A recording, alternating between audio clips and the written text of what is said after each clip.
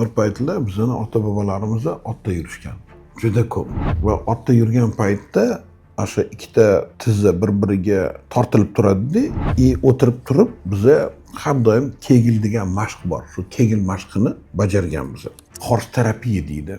Ya'ni biza otda ustida yurib o'zimizni o'sha muskullarimizni va siyduv yo'llaridagi paylani yaxshi nagruzka berib o'sha narsani kuchaytirganmiz.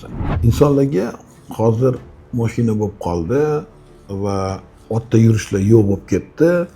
Endi kamdan kam menimcha o'zi mingta odamdan bittasi yuryaptimi yo'qmi, bu ham juda amri mahol bu narsani aytish.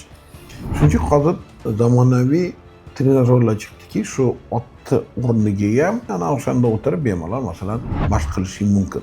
Siz o'sha paylaringizni muskullaringizga doimiy nagruzka berib turasiz, yuklama berib turasiz va sizda o'sha siyduvni ushlab turishi, eyakulyatsiyani barvaqtligi, tamom bo'layotganda yaxshi otib berib ravshanligi, eyakulyatsiyani oshishi va yosh o'tgan sari sizda siyduvni tomizib qolishi, muskullarning bo'shash holatlari yo'q bo'ladi.